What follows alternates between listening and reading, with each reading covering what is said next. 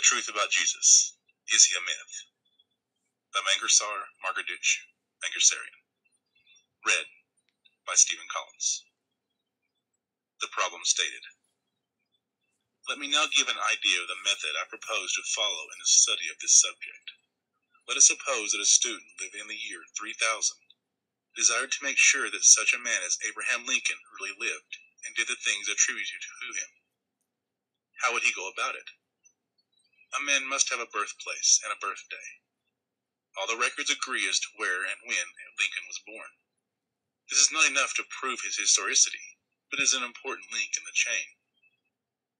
Neither the place nor the time of Jesus' birth is known. There has never been any unanimity about this matter. There has been considerable confusion and contradiction about it. It cannot be proved that the 25th of December is his birthday. A number of other dates were observed by the Christian Church at various times as the birthday of Jesus. The Gospels give no date, and appear to be quite uncertain, really ignorant about it. When it is remembered that the Gospels purport to have been written by Jesus' intimate companions, and during the lifetime of his brothers and mother, their silence on this matter becomes significant. The selection of the 25th of December as his birthday is not only an arbitrary one, but that date, having been from time immemorial dedicated to the Son, the inference is that the Son of God and the Son of Heaven enjoy the same birthday, or at one time identical beings. The fact that Jesus' death was accompanied with the darkening of the sun, and the date of his resurrection is also associated with the position of the sun at the time of the venereal equinox, is further intimation that we have in the story of the birth, death, and resurrection of Jesus an ancient and nearly universal sun myth, instead of verifiable historical events. The story of Jesus for 3 days in the heart of the earth, of Jonah, 3 days in the belly of a fish, of Hercules, 3 days in the belly of a whale, and of Little Red Riding Hood, sleeping in the belly of a great black wolf, represent the attempt of primitive man to explain the phenomenon of day and night. The sun is swallowed by a dragon, a wolf, or a whale, which plunges the world into darkness. But the dragon is killed, and the sun rises triumphant to make another day. This ancient sun myth is the starting point of nearly all miraculous religions, from the days of Egypt to the 20th century. The story which Matthew relates about a remarkable star, which sailing in the air pointed out to some unnamed magicians the cradle or cave in which the wonder child was born, helps further to identify Jesus with the sun. What became of this performing star, or the magicians and their costly gifts, the records do not say. It is more likely that it was the astrological predilections of the gospel writer which led him to assign this godchild a star in the heavens. The belief that the star determined human destiny is a very ancient one. Such expressions in our language as ill-starred, a lucky star, disaster, lunacy, and so on, indicate the hold which astrology once enjoyed upon the human mind. We still call a melancholy man Saturnine, a cheerful man jovial, a quick-tempered man mercurial, showing how closely our ancestors associated the movements of celestial bodies with human affairs. Note: Childhood of the World, Edward Claude. End note. The prominence, therefore, of the sun and stars in the gospel story tend to show that Jesus is an astrological rather than a historical character. That the time of his birth, his death, and supposed resurrection is not verifiable is generally admitted. This uncertainty robs the story of Jesus, to an extent at least, of the atmosphere of reality. The 25th of December is celebrated as his birthday, yet there is no evidence that he was born on that day. Although the Gospels are silent as to the date on which Jesus was born, there is circumstantial evidence in the accounts given of the event to show that the 25th of December could not have been his birthday. It snows in Palestine, though a warmer country, and we know that in December there are no shepherds tending their flocks in the night time in that country. Often at this time of the year, the fields and hills are covered with snow. Hence, if the shepherds sleeping in the fields really saw the heavens open and heard the angels' song, in all probability it was in some other month of the year, and not late in December. We know, also, that early in the history of Christianity, the month of May and June enjoy the honor of containing the day of Jesus' birth. Of course, it is immaterial on which day Jesus was born, but why is it not known? Yet not only is the date of his birth a matter of conjecture, but also the year in which he was born.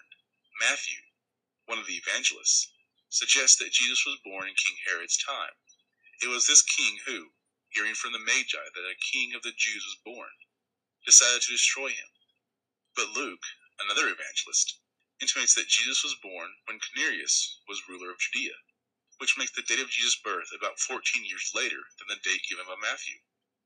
Why this discrepancy in the historical document, to say nothing about inspiration? The theologian might say that this little difficulty was introduced purposely into the scriptures to establish its infallibility, but it is only religious books that are pronounced infallible on the strength of the contradictions they contain. Again, Matthew says that to escape the evil designs of Herod, Mary and Joseph, with the infant Jesus, fled into Egypt. Luke says nothing about this hurried flight, nor of Herod's intention to kill the infant Messiah. On the contrary, he tells us that after the 40 days of purification were over, Jesus was publicly presented at the temple, where Herod, if he really, as Matthew relates, wished to seize him, could have done so without difficulty. It is impossible to reconcile the flight into Egypt with their presentation in the temple, and this inconsistency is certainly insurmountable, and makes it look as if the narrative had no value whatever as history. When we come to the more important chapters about Jesus, we meet with greater difficulties. Have you ever noticed that the day on which Jesus is supposed to have died falls invariably on a Friday? What is the reason for this? It is evident that nobody knows, and nobody ever knew the date on which the crucifixion took place, if it ever took place. It is so obscure and so mythical that an artificial day has been fixed by the ecclesiastical councils. While it is always on a Friday that the crucifixion is commemorated, the week in which the day occurs varies from year to year.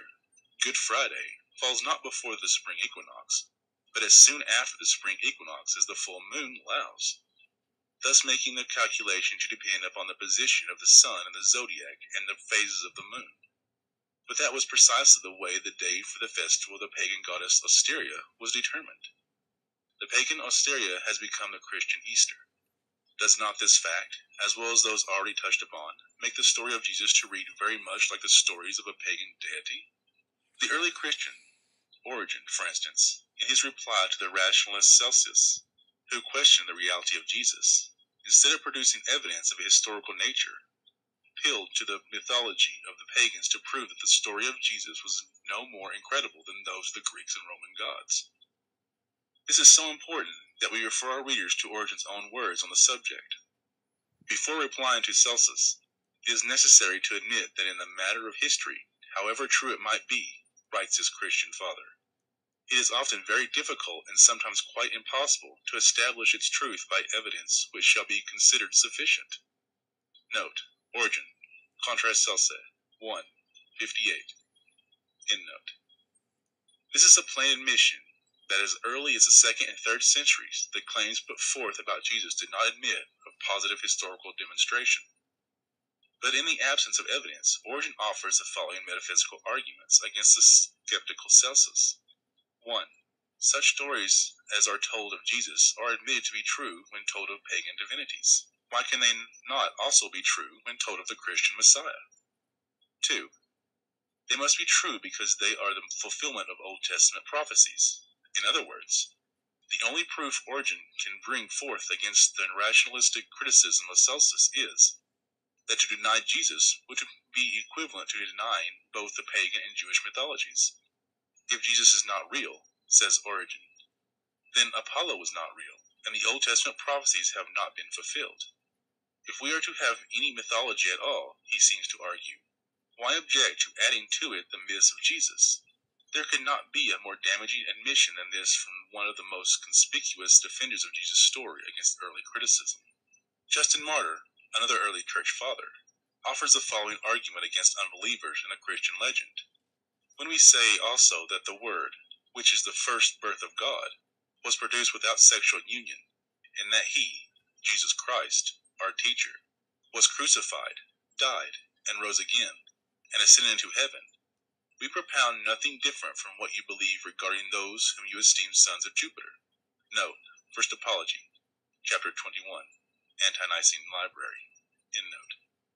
Which is another way of saying that the Christian mythos is very similar to the pagan, and should therefore be equally true. Pressing his argument further, this interesting father discovers many resemblances between what he himself is preaching and what the pagans have always believed.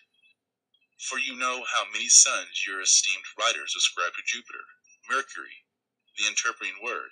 He spells this word with a small w, while in the above quotation he uses a capital W to denote the Christian incarnation, and teacher of all, Asclepius, who ascended to heaven, one Hercules, and Perseus, and Bellerophon, who, though sprung from mortals, rose to heaven on the horses of Pegasus. If Jupiter can have, Justin Martyr seems to reason, half a dozen divine sons, why cannot Jehovah have at least one?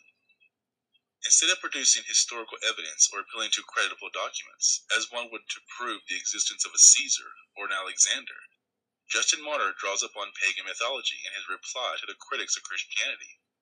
All he seems to ask for is that Jesus be given a higher place among the divinities of the ancient world.